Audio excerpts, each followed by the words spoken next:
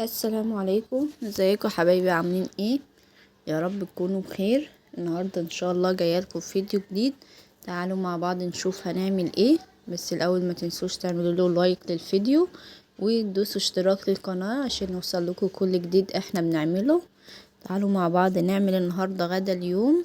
هنعمل مع بعض محشي الكرنب. وتعالوا مع بعض نشوف هنسلق الورق واحدة واحدة، وازاي ان انت تعملي المحشي في اقل من ساعة بكل سهولة ومن غير اي تعب. اول حاجة طبعا بنجيب الكرنباية بتاعتي بنقطعها، ونكون حاطين المية بتاعتنا على النار يا دوب عبال ما نقطعها تكون المية غليت. بعد كده بننزل بالورق بتاعنا ونسلقه ويكون اتسلق معانا كله.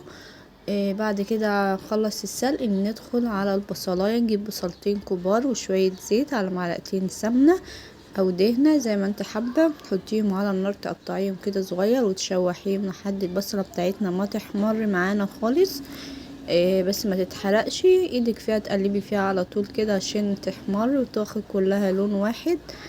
بعد كده بقى بنجيب ايه معانا بعد ما تتشوح، نجيب الطماطم بتاعتنا حوالي كيلو من الطماطم المستوية ونضربها في الخلاط، نهرسها كويس جدا نعم الطماطم. ولو ما عندك صلصة ممكن تضيفي معلقتين صلصة على الطماطم لو هي مش حمرة.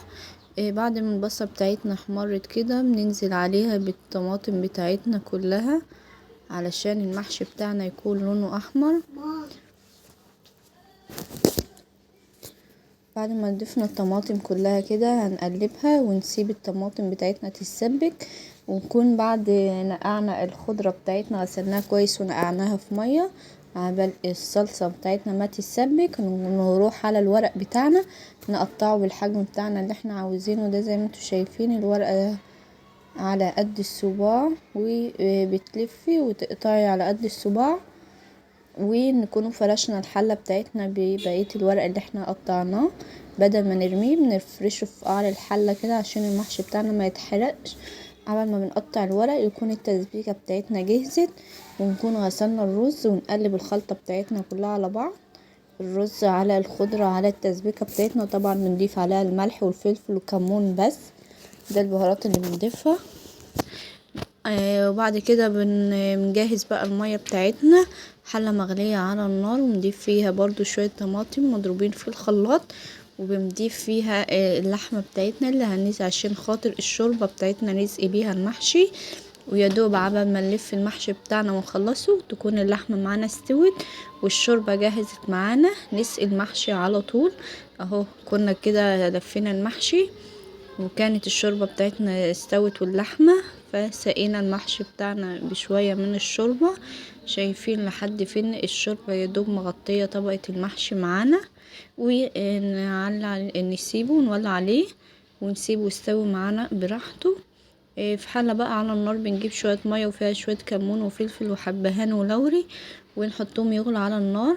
ومعانا ممبار حشينه، طبعا كلنا عارفين بيتحشي ازاي وعملته معاكم قبل كده. ونبدأ بعد المية ما تغلي نسقط الممبار بتاعنا كده واحدة بواحدة على ظهرها عشان الرز بتاعنا ما يقعش في الحلة. هي اولا اول ما بتنزل في المية السخنة بتلم وبتقفل اهو، ونغطي عليه ونسيبه يستوي مع المحشي بتاعنا. زي ما انتوا شايفين المحشي بتاعنا اهو بدأ يتشرب وكده كان الممبار بتاعنا اتسلق واستوى. في طاسة بقى على النار وفيها شوية زيت هنبدأ نحمر الممبار بتاعنا لحد ما ياخد اللون الذهبي الجميل اللي انتوا شايفينه ده. ما شاء الله تحس ان انت بتاكلي حمام محشي مش ممبار. ويكون المحشي بتاعنا اتشرب خالص وكده يكون معانا الاكل بتاعنا جاهز. لو الفيديو يكون عجبكم متنسوش تقولوا رايكم في كومنت وتعملوا له لايك للفيديو وتشتركوا في القناه عشان يوصل لكم كل جديد احنا بنعمله.